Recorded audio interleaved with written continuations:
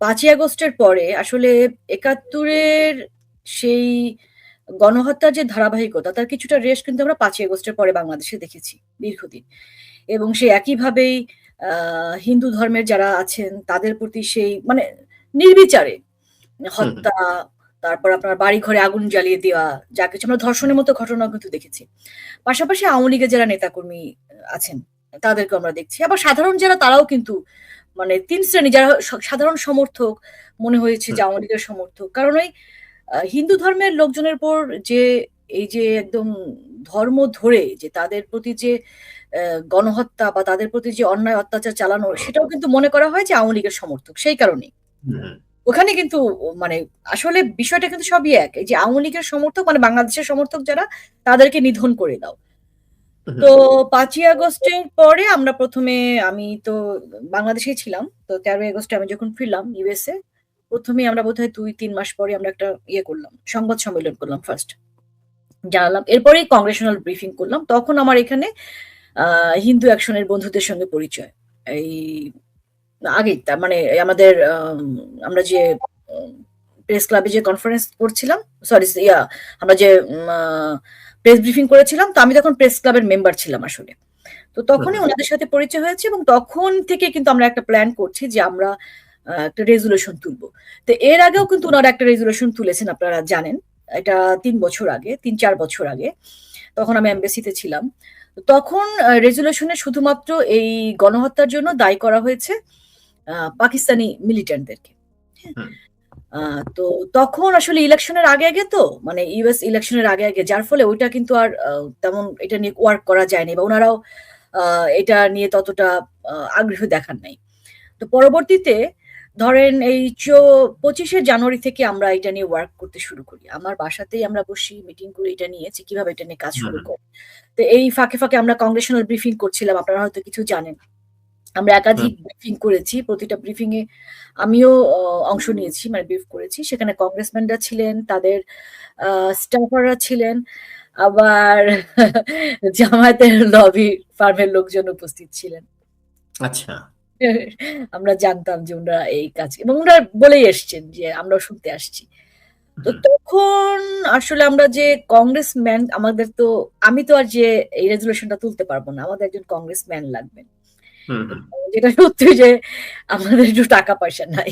So হুম, হুম, যেটা করেছি যে আ আমরা যখন এই গ্রেগ ল্যান্ডসম্যান উনাকে যখন বলা হলো, পুরো ঘটনাটা যখন উনাকে বললেন, আমাদের হিন্দু অ্যাকশন এর নেতৃবৃন্দ উনারা যেই সামনাসামনি যেয়ে, তখন উনি একদম মানে তখন বলল, "আমাকে তুমি সব ডকুমেন্টস দাও।" তো কিছু ডকুমেন্টস আমরাও কিন্তু জোগাড় করে দিয়েছি বিভিন্ন জায়গা থেকে। সেই ডকুমেন্টস গুলো হুম, দেখার পরে তো আমাদের যে প্রস্তাবনাটা ছিল, মানে যে ড্রাফটটা আমরা করে দিয়েছিলাম, হুবহু সেই ড্রাফটটা কিন্তু রেজোলিউশন আকারে উত্থাপন করা হয়নি। কারণ উনাদের যে স্টাফাররা থাকে, আমরা যেই ডকুমেন্ট গুলো দিয়েছি, সেগুলো তারা যাচাই-বাছাই করে। তারপরে উনারা আসলে এমন একটা জায়গায়, এমন একটা রেজোলিউশন উত্থাপন করেছেন, যেখানে উনারা এক্সপেক্ট করছেন যে প্রচুর কংগ্রেসম্যান স্পন্সর করবেন বা ভোট দিবেন।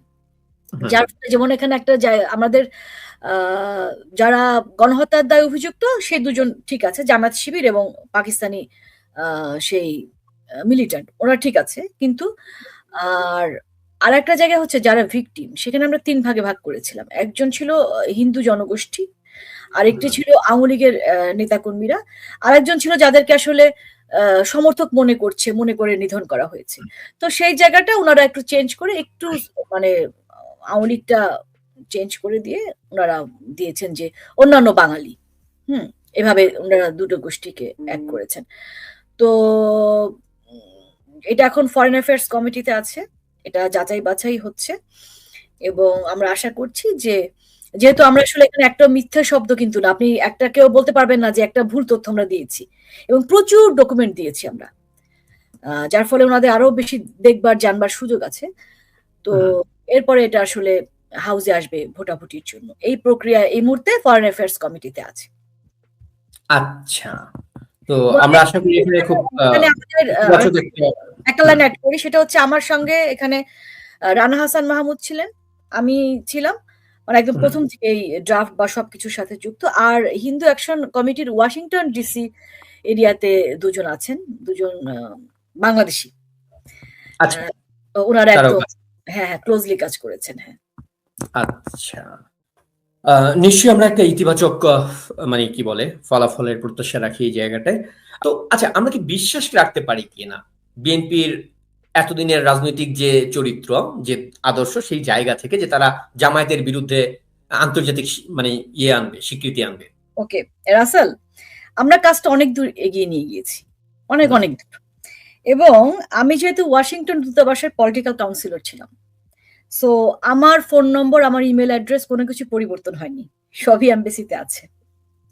কাজেই ওনারা তো নতুন করে নিশ্চয় একটা রেজলিউশন আনবেন না। আমরা একটা কাজ অলরেডি অনেকখানি করে ফেলেছি। সো আমি এখন পর্যন্ত কোনো মেইল পাইনি, তাদের কাছ থেকে কোনো ফোন পাইনি যে হুম, এই কাজে তবে অবশ্যই এই যে মুখে বলেছেন, আমি হুম, আশা করব যে হয়তো আমি অচিরে ফোন পাবো বা ইমেইল পাবো যে উনারা আমাদেরকে সহযোগিতা করবেন। কারণ বাংলাদেশ সরকার একটি দেশ, তো যখন সহযোগিতা হুম, করে তখন কিন্তু আমরা আসলে এটা নিশ্চিত থাকেন যে আমরা সাকসেস হব।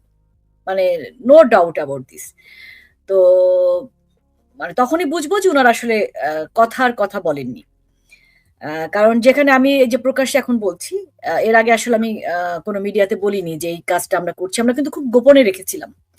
হুম, হুম, একদম হুম, রাসেল, হয়তো আপনাকেও আমি বলেছি যে আমরা একটা গোপন কাজ করছি যেটা আমরা বলব না। হ্যাঁ, হুম, হুম, একদম হুম, সেই আ আজকে ১ বছরের বেশি হয়ে গেছে।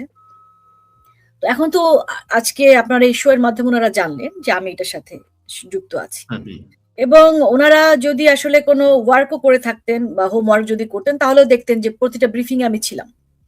কাজে হুম, আমাকে হুম, রিচ করা তাদের জন্য খুবই ইজি। ওকে? তো আমি মেইল পেলে বা ফোন পেলে নিশ্চয়ই আপনাদেরও জানাবো। এবং এটা আমাদের জন্য খুব মানে আমি একেবারেই ১ম এই কোনো মন্তব্য করতে চাই না যে উনারা করবেন না। হুম, আ উনি যেহেতু আ গণমাধ্যমে উনি বলেছেন উনারা করবেন। সো আমরা ধরেই নিব যে উনারা করবেন। উনারা হুম, সেই আন্তরিকতাটা দেখাবেন। এবং আমাদেরকে আ মানে একটু সাহায্য করলে, খুব বেশি সাহায্য করার দরকার নেই। বাংলাদেশ সরকার যদি হুম, আমাদের পাশে হুম, একটুখানি থাকেন, তাহলেই আসলে আমরা 100% সাকসেস হব। 100% মানে ভোটে আমরা জিতব। No hmm. Doubt about this. কিন্তু আসলে জামায়াত নির্ভর বিএনপি পায়ের নিচ থেকে নিজের এই কি যে আমি বলে যে আপনার সাথে কথা খুঁটি বলতে, সরিয়ে আমার ফেলবে ইমেইল কিনা? চেক করলাম। আপনার সাথে কথা হুম, বলতে, হুম, আমার হুম। ইমেইল চেক করলাম যে কোন মেইল কি এসছে নাকি। না, হ্যাঁ। এখনো না, কোন মেইল তারা এই আসেনি। বক্তব্যটা দিচ্ছে এবং এরকম অজস্র বক্তব্য আসলে আমরা বহুবার শুনেছি বিএনপির কাছ থেকে। অতএব এটাকে এতটা গুরুত্ব দিয়ে আপনি মেইল চেক করাটাও আমার মনে হয় যে বেশি গুরুত্ব দেয়া হয়ে যাচ্ছে তাদের বক্তব্যকে। আ সুশান্ত দা আপনার না, কাছে আবার ফিরি। বিএনপি না, যেটা এখন বাংলাদেশ সরকার কথা বলছে। এটা কিন্তু বিএনপি আ বলছে না। এবং সমস্ত হ্যাঁ, গণমাধ্যমে বলছে। আমি হ্যাঁ। আশা করব শামা ওবায়দ মিথ্যা কথা বলেননি। হুম, এবং উনি কিছুটা হলেও, কারণ এটা আসলে খুব জরুরি। এত বছর পরে এসেও মানে হুম, হুম, এত ভয়াবহ ঘটনা ঘটেছে বাংলাদেশে, সেটার আমরা স্বীকৃতি পাবো না। জামায়াত শিবির এভাবে প্রকাশ্যে রাজনীতি করে যাবে। তারা সংসদে বসবে, হুম, হুম। তারা বিরোধী দলের আসনে বসবে। এবং ৫ই আগস্টের পর থেকে জামাত যা কি করছে, আপনি দেখেন আপনার কিন্তু চরিত্র একটুও বদলায়নি। রাইট? সো একটুও না। হ্যাঁ, সেটার কোনো স্বীকৃতি হবে না। এবং এরকম খুনিদের নিয়ে উনারা গতকাল পাকিস্তান দিবস পালন করা হয়েছে বাংলাদেশে। আপনি নিশ্চয়ই দেখেছেন সেটা। হ্যাঁ। তো দেখা যাক আমরা আস্থা রাখতে চাই শামা ওবায়েদের দলের প্রতি, তার সরকারের প্রতি। আপনি বিএনপির যদি রাজনৈতিক ব্যাকগ্রাউন্ড দেখেন বা বিএনপির হুম, আ আদর্শ বলেন, যা কিছু বলেন একদম দেউলিয়া হয়ে যাবে। কিছুই নাই। আপনি কোন জায়গায় কিছুই খুঁজে পাবেন না। ওই যে আমি হুম, একটা ছোটবেলায় একটা বিজ্ঞাপন দেখতাম। আমি তো এমনি খাই।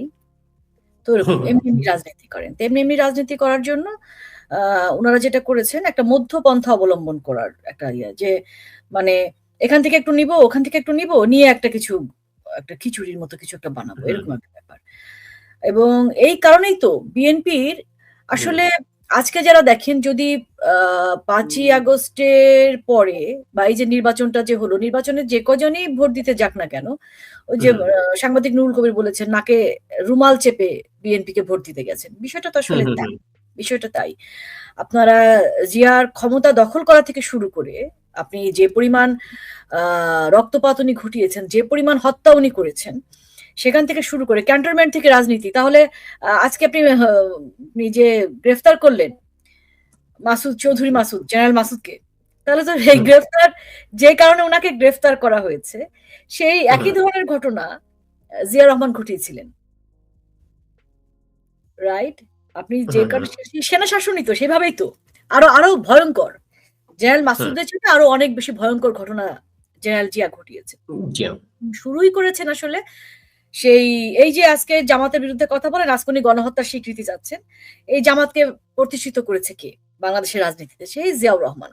যখন দেখছেন যে উনি সেই পাকিস্তান প্রীতি বা সেখান থেকে শুরু করে এখন আবার যে দেখছে যে আওয়ামী লীগ ওরকম ভাবে দৃশ্যমান থাকতে পারছে না বাংলাদেশের হুম, মাঠে, সেখানে একটু আওয়ামী লীগের সমর্থন নেওয়ার জন্য, আওয়ামী লীগকে যারা সমর্থন করে তাদের সমর্থন নেবার জন্য আবার একটু প্রগতিশীলতার একটু ঝান্ডা উড়ানোর চেষ্টা করছে। এরকম মানে হুম, বিএনপির আসলে আপনি জামাতকে কিন্তু একটা ছকে ফেলতে পারবেন। আমি যতই অপছন্দ করি, আমরা হুম, হুম, যতই তার বিরোধিতা করি না কেন, জামায়াতের তার নিজস্ব যে নীতি ওটা ঠিকই আছে, হুম, অবিচল আছে, অটল আছে।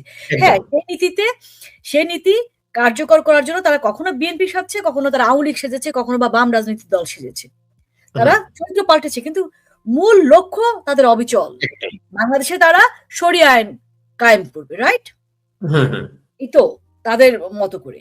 বা পাকিস্তান পুনর্নির্মাণ করবে তারা। ওটাই। পাকিস্তানের চাইতে বেশি আপনি দেখবেন পাকিস্তান হুম, নির্মাণ করলেও আরো ভয়াবহ হয়ে যাবে। বা যদি জামাত না হুম, করে কখনো যদি ক্ষমতায় আসে। আফগানিস্তানের দিকে তাকান। পাকিস্তান দরকার নেই। আফগানিস্তান হয়ে যাবে। কিন্তু হুম, হুম, বিএনপি যেটা করছে, বিএনপি হচ্ছে যে মানে সলিড যদি আদর্শিক দল হচ্ছে বাংলাদেশ আওয়ামী লীগ, সংখ্যায় কম হুম, হলেও আদর্শিক দল হচ্ছে জামায়াত শিবির। এখান থেকে হুম, একটু টান, ওখান থেকে একটু টান, এই হচ্ছে বিএনপির রাজনীতি। যার ফলে না হলে কিন্তু এই জিয়া রহমানকে স্বাধীনতার ঘোষক বানানোরও কোনো প্রয়োজন হতো না। হুম, হুম, ব্যালেন্স ব্যালেন্স করার জন্য। আর কিছুই না। এবং যারা ১৫ই আগস্টের মতো একটা দিনে একটা, তাও ১৯৯১ সালের পরবর্তী সময়ে যখন হুম, হুম, ক্ষমতায় আসলো জন্মদিন বানিয়ে ফেলতে পারে, এরকম মিথ্যাচার হুম, যারা করতে পারে, এটা তো চোখের সামনে ঘটা। এটা তো আর অনেক দূরের হুম, ঘটনা না। আপনি ৯১ সালে যখন ১ম বার ক্ষমতায় আসলেন, ১ম দিনও কিন্তু ঠিকই ছিল তার জন্মদিন। ১৫ই আগস্ট ছিল না। তার পরের বছর থেকেই জন্মদিন বদলে গেল। এবং তারপরে মহাসমারোহে আমরা বড়, বড় কেক কাটতেও দেখলাম। এর আগে আমরা কখনোই দেখিনি কোন রাজনীতিবিদ এবং খালেদা এটা জিয়া এটা এটা তো শুরু হয় বোধহয় ৯১ এর দিকে বা ৯০ এর ৯১ দশকে। পরে না ৯২ ক্ষমতায় ৯১ তে ক্ষমতায় আসলেন। ওই বছরও কিন্তু ১৫ আগস্ট ৯২ তে ছিল না। ৯২ তে। ৯২ তে। ইভেন ৯১ তে যখন ক্ষমতায় এসেছেন, ক্ষমতায় আসবার পরে প্রধানমন্ত্রীর পুরো আ বায়োগ্রাফিটা দিতে হয় না? সংবাদ হুম, হুম। মাধ্যমে। কবে জন্ম কি? সেখানেও কিন্তু ১৫ই আগস্ট জন্মদিন না। হ্যাঁ, হ্যাঁ। চিন্তা করবেন। এবং এই যে তারপরে ১-২ বছর পরে ৯৩ সালে সম্ভবত শুরু হইল। হুম, এর আগে কিন্তু কোনদিনও আমরা খালেদা জিয়াকে মহাসমারোহে কেক কাটতে দেখিনি। হুম, এই যে বিশাল, বিশাল এ মাথা থেকে ও মাথা পর্যন্ত কেক কাটা, এটাও কিন্তু শুরু হুম, হয়েছে হুম, শুধুমাত্র মানে কত ধরনের কুৎসিত রাজনীতি। এবং জিয়া রহমান যে পরিমাণ সেনা কর্মকর্তাকে, বিমান বাহিনীর কর্মকর্তাকে খুন করেছেন, তারপরে সে ক্ষমতায় এসেছেন। তাহলে তার আছে এরপরে তো তার নাম হয়ে গেল ঠান্ডা মাথার খুনি। তার কত বছর জেল হওয়ার কথা। কাজেই ওই যে বললাম ব্যালেন্সের রাজনীতির জন্য। কখনো ধর্মকে ব্যবহার করেছেন জিয়া রহমান, কখনো হুম, স্বাধীনতাকে ব্যবহার করেছেন, কখনো মুক্তিযুদ্ধকে ব্যবহার করেছেন, কখনো আবার সেই এই হুম। সুফি সংগীতকে ব্যবহার করেছেন। এরকম একটা মানে তার সুবিধার জন্য, ক্ষমতায় থাকবার জন্য, ক্ষমতাকে আঁকড়ে রাখবার জন্য যখন যেই মত উনার প্রয়োজন সেই মতটাকে উনি একটু, একটু করে এনে উনি বিএনপিকে সাজিয়েছেন।